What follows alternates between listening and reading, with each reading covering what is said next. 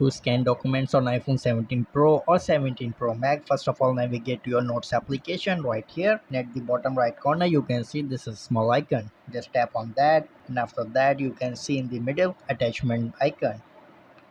Click on attachment icon, and right here you can see scan documents. You can easily scan documents by tapping on that. Let's try that. Let's say I want to scan this. Just tap on scan documents and disable this auto feature. Click the photo, and after that you can easily customize it and adjust it as per your needs. Once done, you can also retake it and you can also keep it. Let's say I want to keep it, and then tap on this check mark. Once done, if you want to share this file as a PDF, you can do that as well. Just tap on this share icon, and you have to make sure you are on this send copy, not collaborate. Just tap on send copy, and let's say we have to share it on Gmail.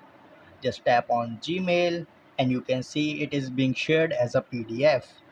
You can also share it on WhatsApp, on Google Drive, or you can also save it to the files. Let's say we want to share it on Gmail. Just tap on Gmail, and here you can see it is being shared as a PDF. So that's how you can scan documents on iPhone 17 Pro or 17 Pro Max. So that's it for this video. If this video helped, subscribe.